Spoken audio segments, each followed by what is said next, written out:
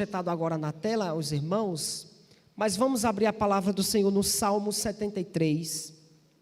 Abra sua Bíblia no livro de Salmos. Livro de Salmos é um livro que está lá no meio da Bíblia, lá no Antigo Testamento. O maior livro da Bíblia. Salmos, capítulo 73. E hoje nós vamos estudar sobre a resposta de Deus ao sofrimento. A resposta do Senhor ao sofrimento, e a continuidade do sermão é que vem do santuário. Como é que o santuário pode nos ajudar a entender sobre a questão do sofrimento? Então esse sermão, ele é preparado para você que nesse momento está passando por alguma situação de sofrimento, ou para você que já sofreu, ou quem sabe ainda vai sofrer. O sofrimento é algo que é avassalador, e todos nós estamos sujeitos a ele. Mas antes de entender sobre o sofrimento, eu gostaria de contar uma história para vocês. Pode passar avante. Vai aparecer uma imagem lá. Próximo. Um certo dia, 4 homens cegos de nascença foram até um zoológico. Decidiram ir ao zoológico. E ao chegarem ali naquele zoológico, o guia os guiou para que eles tocassem num elefante pela primeira vez. Nasceram cegos e ele gostaria de ver, esse guia, qual era a ótica de cada um ao descrever um elefante. O primeiro cego tocou a cauda do animal e disse: olha, o elefante, ele é como se fosse uma corda grande. O segundo cego tocou a pata do animal, abraçou bem a pata do animal e disse: não, o elefante é como se fosse um tronco de uma árvore. O terceiro cego tocou ao lado do elefante e enquanto ele tocava disse: para mim um elefante é como se fosse uma grande muralha. E o quarto tocou a tromba do elefante e disse assim: não, para mim o elefante é como se fosse uma grande cobra. Vocês perceberam que, na verdade, nenhum deles conseguiu descrever de fato o que era um elefante. Por quê? Porque cada um olhou de uma ótica diferente. A pergunta é: como você tem observado o sofrimento que tem passado? Por qual ótica você tem olhado? Por qual lugar você tem enxergado e tem analisado, observando tudo que está acontecendo hoje na sua vida? Eu pergunto isso, irmão, porque raras, na verdade não são raras às vezes, que muitas situações adversas e contraditórias batem à nossa porta e muitas vezes nós somos levados a fazer uma leitura errada da vida. E tendemos a olhar muitas vezes a história por outra ótica, por outro lado. Como você tem entendido o sofrimento que tem passado? O livro de Salmos, ele é dividido em 5 blocos. Essa é uma divisão que é feita desde os originais. Se você pegar a Bíblia hebraica, você vai ver que existe essa mesma estrutura. O livro de Salmos é dividido em quantos blocos que eu disse? 5 blocos. Então você vai ter o livro 1, livro 2, livro 3, livro 4 e o livro 5. Se você ver aí o Salmo 73, em cima da sua Bíblia está escrito assim, ó, livro quanto? 3. Está percebendo? Então, ó, se você pega aqui, ó, livro 1, livro 2, 3, 4 e 5, o livro 3 fica bem no centro. Porque livro 1 e livro 2 ficam para trás. No centro está o Salmo 73, que é o livro 3 do centro do livro de Salmos. E o livro 4 e 5 estão depois do livro 3. Ou seja, você acha que isso foi colocado aí por algum motivo? Com certeza. Essa divisão, irmãos, é intuitiva. Na cultura hebraica, o mais importante não é o que está no final ou está no começo. Na cultura hebraica, o mais importante é o que está no centro. Por isso, o Salmo 73, olha, acabei de dizer, eu vou repetir o que eu disse. Na cultura hebraica, o mais importante não é o que está no começo nem no final. O mais importante é o que está no centro. Então, o Salmo 73 está no centro do livro de Salmos e responde a questão do sofrimento. Como é que Deus olha a questão do sofrimento? Qual é a resposta de Deus ao sofrimento? Por que sofremos? E o centro do Salmo 73, o verso central é o verso 17. Ele vai aparecer aqui na tela. A Bíblia Almeida Corrigida Fiel diz assim, ó: até que entrei no santuário de Deus e entendi eu o fim deles. É ali o que diz o Salmo 73, verso 17. Asaf, quando escreve, Asaf foi o autor do Salmo 73, ele diz que quando ele entra no santuário, ele entendeu o fim deles, é isso que diz o verso. Possivelmente na sua versão bíblica, que é a revista atualizada, diz: até que entrei no santuário de Deus e atiniei, ou seja, compreendi, entendi o fim deles. Então no verso 17 do centro do livro de Salmos, vai apontar a vindicação de Deus contra o mal. Mas o tema do Salmo 73 fala sobre o sofrimento e como é que Deus vai resolver a questão do sofrimento. Então, irmãos, eu acho que esse salmo é um salmo bem oportuno para o momento que nós estamos enfrentando na vida. E quando nós falamos sobre sofrimento, nós precisamos entender, através do Salmo 73, de maneira especial, o primeiro verso e o último. Por quê? Existe uma estrutura na teologia que nós chamamos de quiasmo. O que é um quiasmo?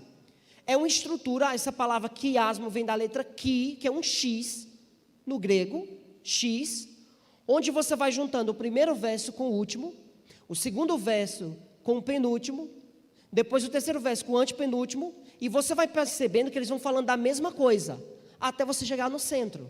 Essa estrutura é encontrada em vários textos na Bíblia. A conversa de Jesus com a mulher samaritana tem uma estrutura quiástica. O livro do Apocalipse é cheio de quiasmo. O livro de Mateus, eu estava explicando para um jovem que estava me perguntando ali em cima: pastor, eu li Mateus capítulo 1, eu não estava entendendo o que quer dizer. Aí eu expliquei para ele a estrutura, como é que está dividido e organizado o livro de Mateus.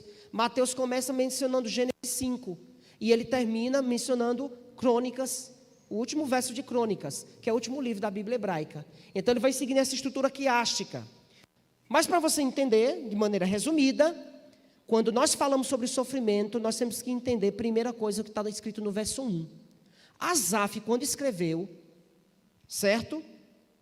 Porque na base do salmo e no fechamento está um pensamento especial para todo aquele que sofreu, para todo aquele que está sofrendo nesse momento e para todo aquele que vai sofrer ainda. Então, crianças que estão aqui, se você ainda não passa por um sofrimento, o sofrimento está na vida. Há até uma frase chinesa que diz que quando uma criança nasce, ela já chora porque sabe que vai sofrer. É interessante. Olha o que diz o verso 1. Salmo 73, verso 1, vai aparecer ali no slide. Leia comigo, porque se você esquecer de todo o sermão, você vai lembrar desse verso, e quando o sofrimento bater à sua porta, essas palavras devem ecoar na sua vida. Qual é a base antes de falarmos sobre o sofrimento? Olha o que é que diz aí, Salmo 73, verso 1, diz assim, ó: com efeito, o que é que aparece ali em negrito? Com efeito, vamos ler juntos? Com efeito, para com Israel, para com os de coração. Então entenda. Qual é a base, antes de falar sobre qualquer sofrimento? Próximo. Qual é a base que o salmista diz? Antes de você entender sobre sofrimento, você precisa entender que Deus é... Agora complicou. Se você for no verso 28, próximo slide, o verso 28 é o último verso. Lembra que eu falei que o primeiro verso tem que casar com o último? Vamos ver se repetiu a mesma ideia. Salmo 73, verso 28, assim diz a palavra de Deus, ó: quanto a mim, bom mesmo é estar junto a Deus. No Senhor Deus ponho o meu refúgio para proclamar todos os seus feitos. Então veja, Asaf, quando escreve o Salmo 73, ele diz assim, ó: primeira coisa que você precisa entender sobre sofrimento. Entenda antes de você sofrer. Se você está sofrendo, primeira coisa, não tenha dúvida, Deus é bom. E depois de passar por todo o sofrimento, Asaf conclui dizendo o seguinte: olha, o bom mesmo não é só Deus, mas bom mesmo é estar junto dele. estar junto de Deus, e no Senhor eu confio nele. Ou seja, Deus comigo e eu com Deus. E por que eu digo isso? Porque qualquer pessoa, irmãos, que está passando por um sofrimento, ou passou por um sofrimento, ou vai passar pelo sofrimento, e quando o sofrimento vem e bate a porta, nós nos perguntamos o que Jesus fez na cruz, e perguntou, lama, que quer dizer, por quê? E o porquê de Jesus na cruz é um porquê de pergunta. Muitos dizem, olha, não pergunte a Deus por quê, mas para quê? Antes eu digo o contrário, pergunte mesmo. Por que, Senhor? Por que estou sofrendo e não o meu vizinho? Por que está acontecendo comigo, Senhor? Não está acontecendo com outra pessoa? Eu te sirvo, eu te adoro, porque eu fui acometido de uma doença autoimune. Por que, Senhor, a minha mãe morreu de Covid-19? Porque o meu pai, que servia, dava dízimo, era uma pessoa fiel, não perdia um culto, foi levado? Por quê? Porque eu fui acometido de um câncer e não o meu vizinho que fica se embriagando direto? Por que isso está acontecendo comigo? E nós começamos a pensar e vamos alimentando esse pensamento, e muitos vão nessa linha de raciocínio, e no final gera a seguinte pergunta: se Deus é todo poderoso, por que Ele não olha para mim? Se Deus sabe de todas as coisas, parece que Deus não está olhando para mim. E alguns irmãos vão alimentando tanto esse pensamento que muitos abandonam a fé.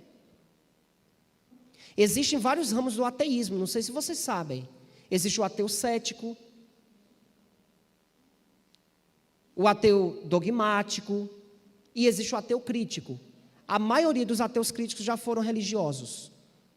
E eles criticam a Deus e o caráter de Deus. Como? Porque Deus mandou matar.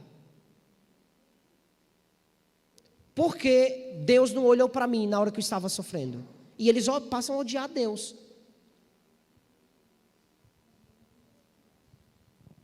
E muitos não conseguem entender a questão da resposta de Deus ao sofrimento, que mesmo em meio ao sofrimento, como disse Asaf no verso 1, Deus continua sendo bom.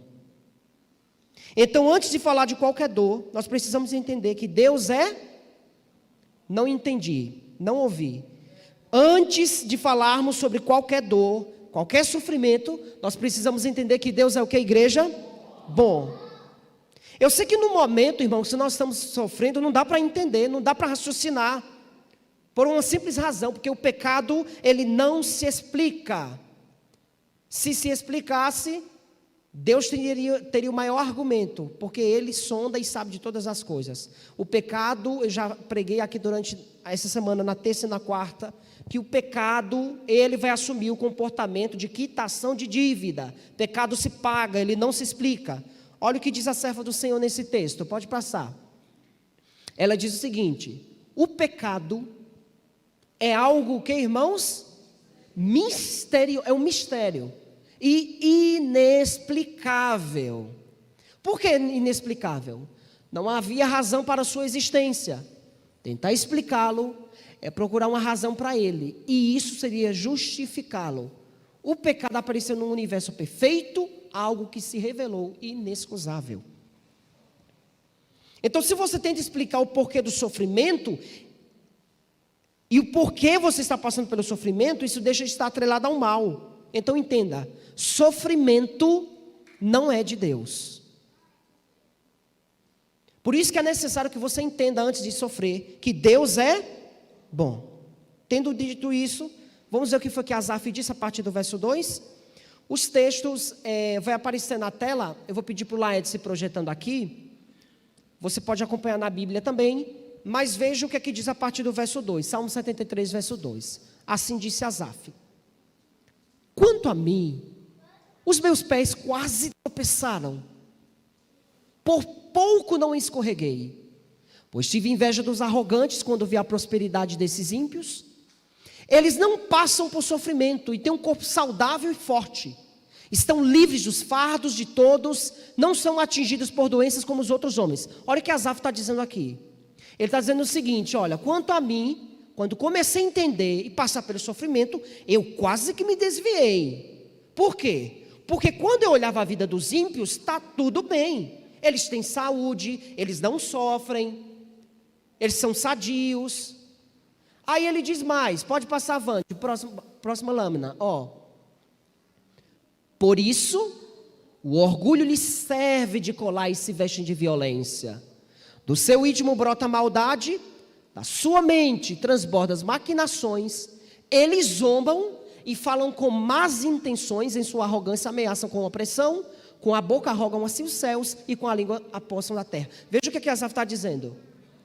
Parece que está tudo bem com os ímpios, e eles é como se vestissem o colar da arrogância, e dizem assim, não, olha, está tudo certo, eles praguejam contra o céu, mas não pegam uma doença, eles transgridem os mandamentos de Deus. Por exemplo, tem muita gente agora trabalhando ao sábado, e muitas vezes tem uma prosperidade que nem você tem, que guarda o sábado. E aí? Como entender isso? Veja o que Asaf está questionando a Deus. Próximo. Ele diz o seguinte, ó. Por isso, próxima lâmina, isso. Por isso o seu povo se volta para eles e bebem de suas palavras até saciar-se. Quem é que volta para os ímpios? O povo de Deus. Quando você diz assim, olha, eu estou servindo a Deus, eu sou dizimista, eu descanso no dia sabático, a pessoa que mais chega pontual na igreja sou eu, mas só que o meu vizinho que não faz tudo isso tem uma vida mais próspera do que eu. Então sabe o seguinte, vou abandonar a fé mesmo e vou voltar lá porque ela está melhor. É isso que Asaf está dizendo. O povo de Deus muitas vezes, por não entender essa situação, se volta para beber das suas cisternas. Próximo, olha lá, continuando o texto lendo. Eles dizem, como saberá Deus? Terá conhecimento o Altíssimo? Assim são os ímpios. Como é que eles são? Sempre eles são o quê? Despreocupados. Aumentam suas riquezas, é ou não é, irmãos? Certamente foi-me inútil manter puro o meu coração e lavar minhas mãos na inocência, pois o dia inteiro sou afligido e todas as manhãs sou castigado. Se eu tivesse dito, falarei com eles, teria traído os teus filhos. Quando tentei entender tudo isso, achei muito difícil para mim. E para mim também. Você se viu nessas palavras de Asaf? Você viu um retrato da sociedade brasileira nessas palavras? Você viu um retrato das pessoas no mundo, dos cristãos nessas palavras de Asaf? Onde o ímpio prospera e o justo sofre. Por quê? Próxima imagem. Por quê? Porque um pastor como esse homem de Deus, pastor Alan Jones, lá de Minas Gerais, primeiro filho dele, o pastor estava fazendo uma série de conferência lá em Minas Gerais. Esse pastor batizou um grande amigo meu, pastor Mateus, hoje pastor lá em Juiz de Fora, na escola adventista de lá. E um homem muito bíblico, um homem muito de fé, estava indo fazer um evangelismo, terceira noite de evangelismo. Na ida, viu uma carreta na contramão e aconteceu a fatalidade. Pastor, ele não estava servindo a Deus? Por quê? Doou a vida, irmãos, pela obra, pela igreja. Por quê?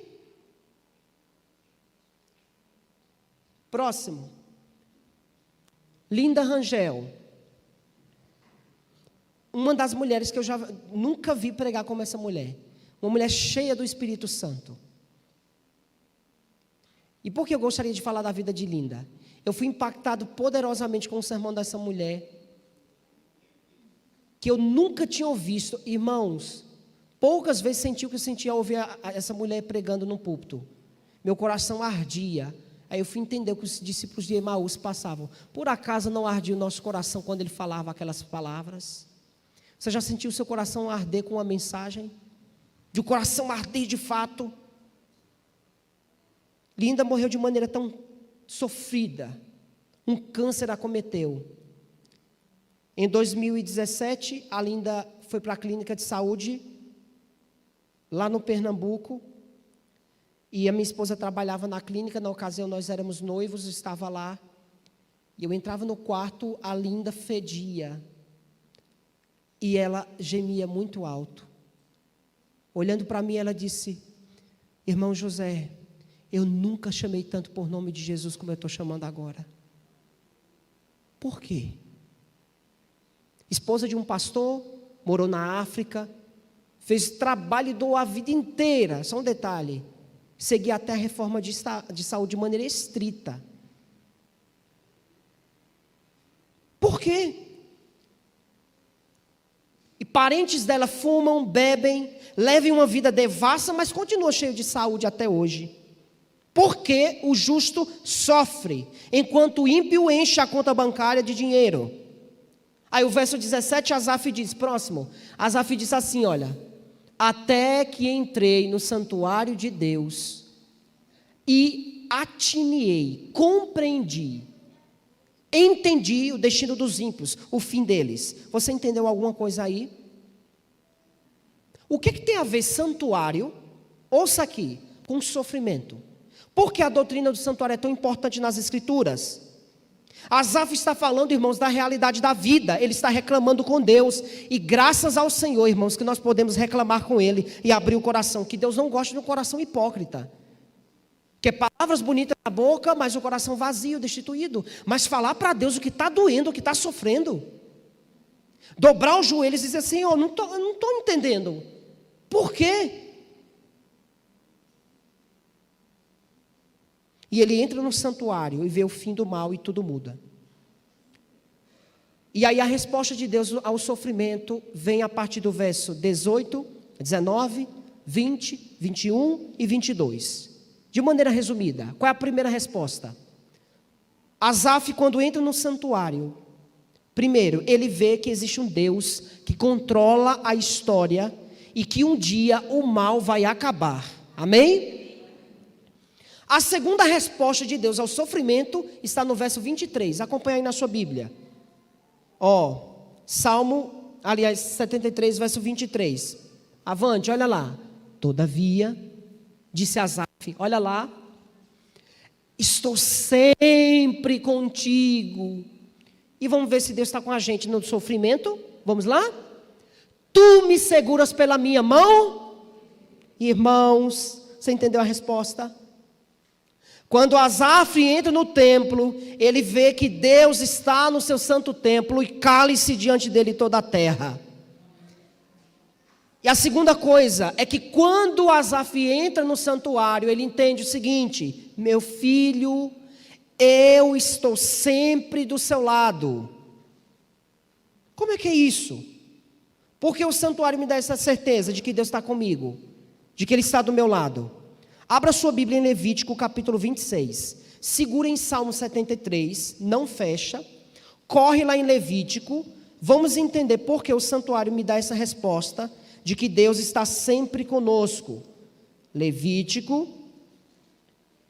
terceiro livro das Escrituras, capítulo 26. Para você entender bem essa resposta, você precisa entender a diferença entre bênção e maldição. Entre coisa ruim e coisa boa. Entendendo o que é bênção, você vai entender o que Asaf viu no templo. E porque no templo nós conseguimos ver Deus segurando a nossa mão. Então entenda a diferença entre coisa boa e coisa ruim, bênção e maldição. Olhe para cá antes da gente ler o texto. Primeiro, coisa boa, irmãos, é coisa boa. Segundo, coisa ruim é coisa ruim. Agora veja. Mas coisa boa na vida nem sempre é bênção. Eu vou repetir a frase que eu disse. Coisa boa na vida nem sempre é bênção. E coisa boa na vida nem sempre é maldição. Veja, coisa ruim que acontece em nossa vida nem sempre é bênção. E coisa ruim também nem sempre é maldição. Às vezes, irmãos, coisas boas são maldições e coisas ruins são bênçãos. O problema é que a gente muitas vezes não consegue enxergar com a ótica que Deus espera. Eu vou dar um exemplo. R$1 milhão na sua conta poupança. É coisa boa ou coisa ruim? Alguém falou ruim. Para mim não seria. Você chegou em casa agora, você recebe uma mensagem no WhatsApp. Aí diz assim, olha irmã, R$1 milhão na sua conta. Você ia dizer que tristeza, que amargura. Era assim que você ia se tratar? Então eu vou perguntar de novo. R$1 milhão na sua conta. Seria coisa boa ou coisa ruim? Boa, irmãos. Agora veja, R$1 milhão na sua conta, para ser gastado com o que é fútil. Isso é bênção ou maldição? Eu não assisto a esse programa, mas uma coisa me chamou a atenção. Uma ganhadora aí de uma série desse BBB, que o pessoal assiste, ela gastou, disse um site da Veja, R$1,5 milhão de 2019 para 2020. R$1 milhão. Eu estava há 4 semanas atrás fazendo uma semana de oração na Igreja Central de Guarapari, lá no Espírito Santo. E no sábado à tarde eu fui visitar um centro de dependentes químicos com alguns irmãos, os anciãos da igreja.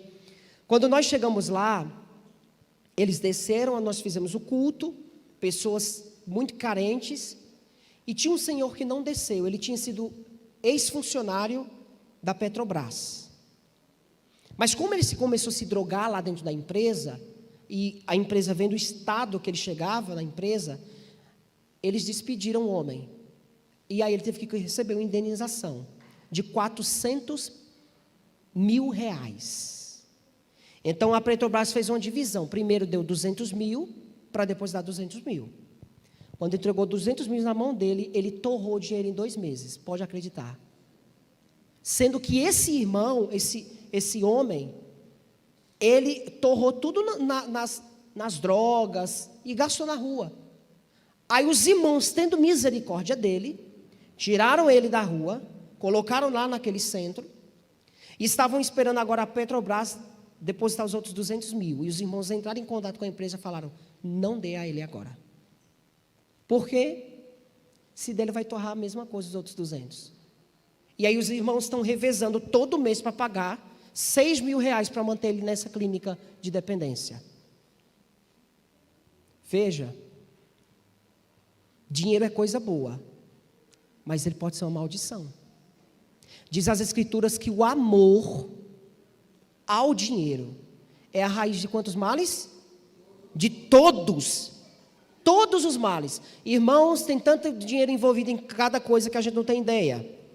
Por exemplo, morte. Morte. É bom morrer, irmãos? Morte é coisa boa ou coisa ruim? Ruim. Se alguém falar que é bom, eu digo, você precisa se tratar. Agora veja, é bênção ou maldição a morte? Aí depende. Eu vou dar exemplo. A minha esposa, a avó dela, era uma mulher de muita oração, Dona Joana. Orava muito, ela tinha um calo na testa de tanto que orava. Uma mulher de oração. E ela clamava e pedia para 2 filhos que estavam afastados, meus filhos, voltem para Jesus, se entreguem a Jesus, voltem aos braços do Pai. E esses 2 tios da minha esposa, nem aí. Quando a Dona Joana morreu, não deu muito tempo, os filhos voltaram para Jesus. Sabe por quê? Eles disseram, nós queremos encontrar nossa mãe no céu. Na cidade de Cupira, Pernambuco, aconteceu um acidente ali nas proximidades. Um pastor adventista estava indo para uma reunião, ele saiu atrasado de casa, e enquanto ele estava passando na BR, ele foi fazer uma ultrapassagem, o caminhão veio, bateu. Um dia eu estava indo para Maceió com o pastor Heraldo, paramos ali, e aí o pastor disse, olha José, aqui morreu um pastor adventista de acidente. Foi, pastor? Foi. E aí nós estávamos conversando, que a gente estava comendo uma jaca, que tinha numa barraquinha assim, na beira da pista lá, do asfalto, e o pastor começou a perguntar à mulher lá, olha, você lembra que morreu um pastor? Ah, eu lembro, era um pastor da igreja adventista, né? Sim, eu sou pastor da igreja adventista. Você chegou a contemplar o acidente? Eles contemplei, foi terrível, pastor. Aí ela comentou o seguinte, que enquanto o motor do carro estava em cima do pastor, ele estava de cabeça baixa, chorando e dizendo assim: Jesus, perdoa os meus pecados e tem misericórdia de mim. Jesus, perdoa os meus pecados e tem misericórdia de mim. A esposa desse pastor ficou tão revoltada com Deus, que ela precisou fazer atendimento psicológico. E um professor meu lá do seminário, do SALT, começou a tratar a esposa desse pastor. E ela disse assim: eu não entendo, não quero saber. Eu não quero, pastor, estou revoltada com Deus, não quero saber. Abandonou a fé, não foi mais à igreja, porque não entendeu. Foi fácil para ela, irmãos? Venhamos e convenhamos, foi fácil para ela? Não foi. Mas era justificativa para abandonar? Enfim, o pastor, por favor, me deixa orar. Olha, o senhor quer orar no final da terapia? Pode orar.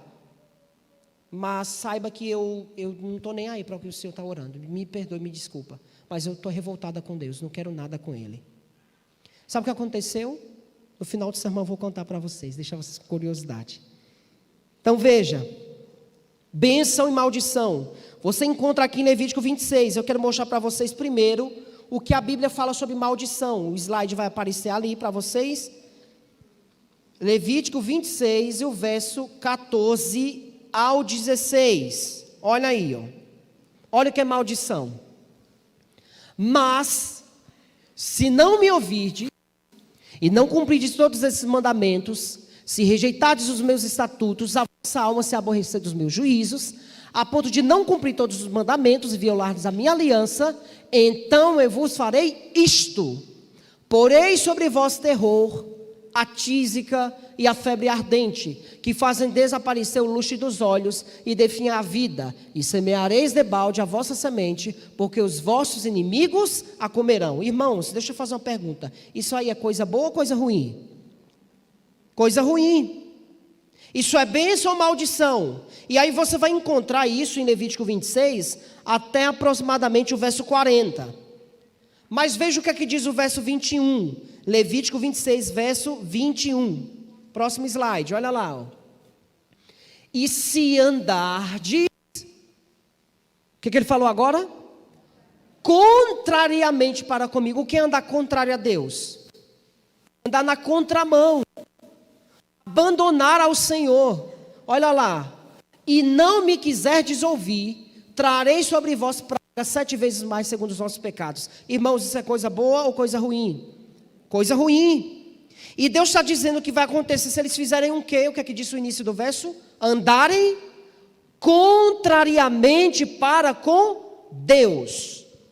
Agora veja o verso 23. O verso 23, o verso 24, vai explicar a mesma coisa. Olha o que é que diz aí. Diz assim, ó: se ainda com isto, com todas essas maldições que vocês viram, não vos... Qual o intuito mesmo? Qual o intuito daquelas maldições ali? Corrigir. E ainda com aquilo não corrigirdes, para volverdes a mim, porém, olha, repetindo de novo, andares o quê? Contrariamente para comigo. E aí o verso 24 explica, 27 a mesma coisa. Mas eu quero que você leia comigo agora os versos 40 ao 42, ó. Levítico 26, verso 40 ao 42. Olha aí. Diz assim, ó: mas se confessarem a sua iniquidade, não é só confessar os meus pecados, as minhas iniquidades, mas a de quem? Olha lá o que o Senhor diz: iniquidade de seus, na infidelidade que cometeram contra mim, como também confessaram que andaram contrariamente para comigo, pelo que também fui contrário a eles e os fiz entrar na terra dos seus inimigos, e o seu coração incircunciso se humilhar e tomarem por bem o castigo, tomar por bem o castigo da iniquidade, então me lembrarei da minha aliança com Jacó, e também da minha aliança com Isaac, e também da minha aliança com Abraão, e da terra me lembrarei. Em outras palavras, você sabe o que Deus está dizendo aí? Que eu, José Júnior, não posso confessar só os meus pecados. Mas eu também, disse o Senhor aí, que eu tenho que confessar o pecado daqueles que vieram antes de mim, que andaram contrário à vontade de Deus. Quando foi a última vez que você fez isso? Irmãos, vocês sabiam que nós podemos estar carregando na vida maldições dos nossos antepassados? Isso é muito sério. Isso aqui não é conversa minha, está lá no 2º mandamento. Deus disse: eu visito o pecado dos pais em quem? Nos filhos, até a 3ª e 4ª geração. Existem pessoas hoje que vivem atormentadas, que nem a psicologia consegue descobrir, que nada consegue descobrir, nem a psiquiatria consegue descobrir. Às vezes são maldições que carregamos. Irmãos, qual é o apelo? E o que eu queria falar através desse versinho aqui que eu acabei de ler. Clame a Deus e peça: Senhor, se existe qualquer ciclo de maldição na minha história de vida, quebra isso hoje, Pai, em nome de Jesus. Senhor, se existe alguma coisa que eu estou carregando, que é um ciclo de maldição, em nome de Jesus, Pai. E veja que o Senhor disse aqui de tomar o mal por bem. Porque o que, é que diz a Bíblia? Apocalipse 3:19, Provérbios 3, verso 11 e 12. Que Deus só corrige e disciplina quantos ama. Pai que é pai, irmãos, corrige o filho porque ama. Então entenda aqui, ouça bem. Maldição não é receber coisa ruim na vida. Sabe o que é maldição? Segundo esse verso, maldição é andar contrário a Deus, ainda que você tenha saúde. Segundo Levítico 26, maldição é você andar contrário a Deus, ainda que você tenha saúde. Maldição, em outras palavras, é andar longe de Deus. Então deixa eu falar uma coisa para você. Estou pregando para alguém nessa manhã que está afastado da presença do Pai. Muitas vezes, irmãos, o sofrimento vem na vida do cidadão simplesmente para uma coisa, para que ele se apegue mais a Deus. E eu estava ouvindo o testemunho do irmão T, que eles estavam contando para mim. Disse: irmão, eu fui aberto aqui, tiraram meu coração. E ele falou: isso só me fez estar mais próximo de Deus. É isso mesmo, irmão. Sofrimento. Por isso, muitas vezes, lembra de Jó? Jó terminou a história dele dizendo: Senhor, eu passei por tudo isso sem entender, mas hoje os meus olhos te contemplam, eles te veem. Por isso abandone a sua vida de pecado e volte para Deus. E o que é que diz a palavra? Diz a palavra que Deus é um Pai que nos recebe de braços abertos. Agora, se Ele recebe o sofrimento e vai para longe de Deus, isso aí é maldição. Quer ver outro exemplo claro nas Escrituras? Veja comigo Levítico 26, verso 3. Levítico 26, verso 3 diz assim, se andardes os meus estatutos e guardardes os meus mandamentos e os cumprires, aí você vê o verso 11 e 12, isso vai resumir, versículo 11 e 12, vai resumir agora o que é bênção. A gente primeiro viu o que é maldição. Então o que é maldição? Andar contrariamente à vontade de Deus. E o que é bênção? No verso 3, Deus começa dizendo, se você cumprir os meus estatutos, os meus mandamentos. Aí o resumo das bênçãos está ali, pode passar. Olha aí, olha aí o resumo da bênção. Porém, o meu tabernáculo no meio de vós, e a minha alma não vos... Olha, sabe o que está escrito lá no livro de João capítulo 1, verso 14? E o verbo se fez carne e habitou. Aquela palavra habitar, esqueno, no grego, ela quer dizer, sabe o quê? Tabernacular. Armar uma tenda. Jesus ele veio e habitou no nosso meio. Olha lá o texto. Porém o meu tabernáculo, pode voltar. Porém o meu tabernáculo no meio de vós, a minha alma não vos aborrecerá. Andarei entre, sereis o vosso Deus e vós sereis o meu povo. Então veja, isso é bênção. O que é bênção? Olha aqui o que é bênção. Maldição, o que é maldição? Andar contrário à vontade, ainda que tenha um carrão, ainda que tenha saúde, ainda que abra o comércio no dia sabático, ainda que seja o mais próspero de Campo Formoso. Mas se anda contrário a Deus, a Bíblia, não é eu que estou dizendo, a Bíblia chama isso de maldição. Mas sabe o que é bênção? Olha aí o que é bênção. Bênção é a presença de Deus na vida. Morando num casebre de barro, ou morando numa mansão de 4 andares, o que determina bênção ou maldição na vida de alguém é a presença de Deus. E nada mais, irmãos, e nada menos. Veja, disse Davi: Adonai Roi, Lo Resar, o Senhor é pastor de mim, e de nada eu preciso mais. De nada terei falta. Veja, bênção não é saúde.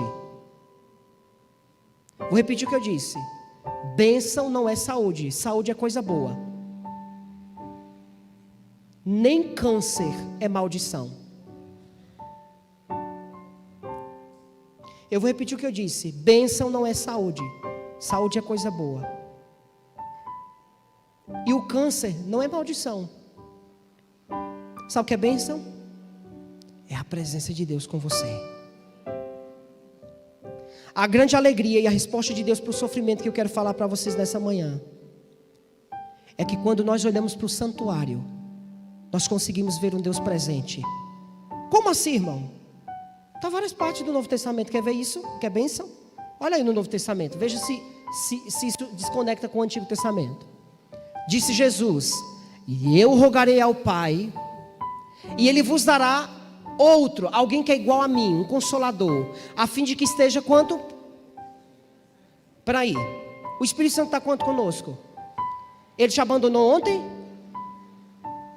Está com você aqui, ó. Conosco. Olha mais, o texto diz, ó: o Espírito da verdade. Agora entenda o que é maldição. Olha lá, ó: que o mundo não pode receber. Por que o mundo não pode receber? Porque o mundo anda contrário à vontade de Deus, e o mundo não vê o Espírito. Eles não conhecem o Espírito, mas vós que estão aqui conheceis o Espírito de Deus. Por que eu conheço Ele? Porque Ele habita convosco, estará em vós. Irmãos, o Espírito Santo está em mim, Ele mora em você. Pergunto, é bênção ou não é? Mas não só Ele que habita comigo. Olha o próximo verso. Enche seu coração de alegria. Respondeu Jesus: olha lá. Se alguém me ama, existe alguém aqui que ama Jesus? Levante sua mão. Amém, louvado seja o nome do Senhor. Se alguém me ama, aí o que é que a gente faz quando a gente ama? Obedece a minha palavra. E quem? E meu Pai o amará. E olha, está no plural singular ali, viremos. Viremos está no singular ou no plural? Plural. E viremos, Jesus e o Pai, para Ele, e faremos nele o quê? Quem é que mora em mim também? O Pai, Jesus e o Espírito Santo. A Trindade mora em nós. Irmãos, isso é bênção. A doença pode assolar, a perda pode bater na sua porta, a injustiça pode ser algo que você está afligindo você nesse momento. Mas para aquele que ama a Deus e segura na mão de Deus, Deus está do seu lado, Ele mora em você pela fé através do Espírito Santo. Por isso que Paulo vai dizer, sabe o que em 1 Coríntios 3,16, 1 Coríntios 6,19, que nós somos templos de Deus, do Espírito Santo. Isso é muito mais além de uma questão de alimentação, ainda que tenha os seus efeitos. Deus mora em mim, e diz as Escrituras que Ele é santo, por isso que Ele diz seja santo. Por quê? Porque Ele mora em mim. E a morada de Deus tem que ser cuidada. Ele mora em você. E sabe aqueles pesares demasiados profundos, que nenhum de nós consegue desafogar em nenhum ouvido da terra? Estou falando para alguém que está sofrendo, que se pudesse sentar comigo hoje à tarde para conversar: pastor, eu não consigo. Quando alguém chega e diz para mim, essa semana eu visitei alguém que falou, estou sofrendo mesmo, está muito difícil para mim. Eu falei, olha, eu te compreendo, mas eu não sei o que você está passando. Se eu disser que eu entendo, eu não sei. Você sabe o que essa irmã que está do seu lado está passando? Muitas vezes vem à igreja, senta, dá um sorriso. Está tudo bem. Nas redes sociais está tudo bem, mas na vida real, está tudo bem mesmo? No ano de 2019, na FADBA, sábado pela manhã, uma jovem que cursava o curso de enfermagem, 7º período, cantava e enchia a boca para cantar sobre o reino. No outro dia pela manhã, a jovem tinha cometido uma atrocidade e tinha tirado a própria vida. Sábado canta, na noite do sábado tirou a própria vida. Está tudo bem mesmo?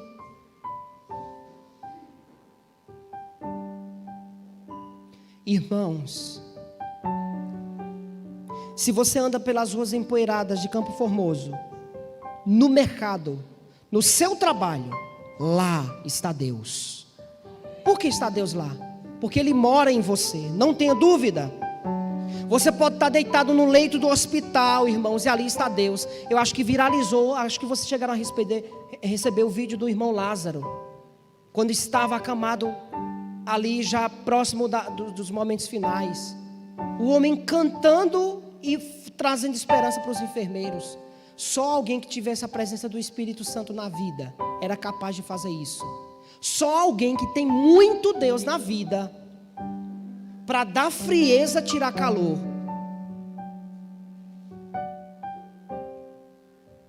Irmãos, onde tem a presença de Deus, aí tem bênção. Disse o salmista: Senhor, como as costas anseiam pelas fontes das águas, a minha alma tem sede de ti. A presença de Deus que o santuário nos ensina é o que nos traz a verdadeira consolação em meio ao sofrimento. Sabe o que é que diz o último capítulo do Apocalipse? Olha lá, Apocalipse 21. Diz assim, ó: vi novo céu e nova, pois o primeiro céu e a primeira terra passaram e o mar já não existe. Vi também a cidade santa, a nova Jerusalém, que descia do céu da parte de Deus, ataviada como noiva, adornada para o seu esposo. Ok. Agora no verso 3, nós veremos a repetição de Levítico 26, ó. Apocalipse, olha lá. A repetição lá de Levítico, ó. Então ouvi grande voz vinda do trono, dizendo... Irmãos, sabe o que João vai relatar agora? Olha, não foi ele que disse. Ele ouviu uma voz que do trono falou para mim e para você assim, ó: eis o tabernáculo de Deus com os... Veja o que é bênção, aí ó: Deus habitará com eles. Eles serão povos de Deus e Deus mesmo estará com eles. A promessa de Levítico 26, que hoje nós experimentamos pela fé, ela um dia vai deixar de ser esperança e será uma certeza, se tornará realidade. Moraremos para sempre com Deus eterno, moraremos com Deus. Irmãos, as coisas físicas, materiais, ruas de ouro, palácios de marfim, pedras preciosas, é legal, mas isso aí só é consequência. A maior bênção que receberemos é um dia estar diante da face do Deus vivo. E sabe o que diz Apocalipse 22, verso 3 e 4? Olha lá, ó. Veja isso aqui não é real. Nunca mais haverá qualquer... Por que não vai haver maldição? Olha lá. Nela estará o trono de Deus e do Cordeiro. Os seus servos o servirão. Olha lá. Contemplarão a sua face, e na sua fronte estará o nome dele. Irmãos, essa é a bênção. Se você ler Apocalipse, ó, próximo 22, o verso 4, diz assim, ó: e lhes enxugará dos olhos toda, e a morte já não existirá, já não haverá luto, nem pranto, nem dor, porque as primeiras coisas passaram. Enxugar dos olhos as nossas lágrimas é consequência. Se Deus está com você, José Júnior, você tem tudo. Irmãos, vale a pena sofrer por Cristo, sabe por quê? Porque quando se sofre por Cristo, se sofre com Cristo. Quando se sofre por Cristo, se sofre com Cristo. Por isso, passa a enxergar a sua vida agora com os lentes da eternidade. Deus se faz presente aqui. O Espírito Santo está aqui. Mas logo, irmão, nós veremos o rosto do Senhor face a face. Irmãos, eu quero poder andar em ruas de ouro. Eu quero poder abraçar os meus queridos. Eu quero poder enxergar cada um de vocês nos céus. Mas não há nada melhor do que quando Jesus voltar, poder abraçar Jesus, olhar nos olhos dele e dizer assim: obrigado, Senhor. Obrigado porque nos momentos mais difíceis que eu passei aqui nessa terra, o Senhor sempre estava comigo. Você está passando por um vale? Deus é contigo. Desanima não. Erga a sua cabeça. Peça assim: Senhor, passaram o golpe em mim, Senhor. Filho, calma, eu estou aqui com você. Olha, eu sei que às vezes a gente não consegue ouvir, parece que a gente sente só, né? Mas eu gostaria de, quando você sentisse só, lembrasse do Salmo 73, Deus é bom. Eu seguro na mão dele. Bom mesmo estar junto de Deus. E ele segura na minha mão todos os dias. Vai ser cantado um louvor agora no final. Enquanto os meninos vão cantar esse louvor, você quer pedir a presença dele mais perto de você? Você quer dizer: obrigado, Senhor, porque eu entendi nessa manhã que toda luta que eu passei não era maldição. Porque se eu tenho ao Senhor, eu tenho bênção. Então, enquanto eles cantam, eu gostaria que você ficasse em pé. Mas fique em pé não porque alguém levantou, fique em pé porque Deus falou com você. E eu gostaria de fazer outro apelo. Eu não poderia terminar a semana de oração sem fazer esse. Esse aqui é o mais importante. Se existe alguém aqui no nosso meio, ouça bem, ou você que está na internet, que está afastado da presença de Cristo, que tem andado contrário à vontade de Deus, e nessa manhã deseja vir aqui publicamente dizer: olha, eu quero me render aos pés de Jesus Cristo, meu Salvador.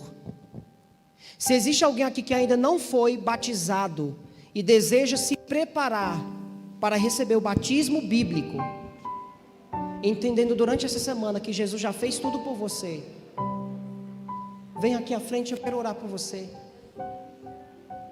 Não deixe o inimigo vencer nessa manhã. Deus te trouxe aqui para fazer você um vencedor. É você e Deus.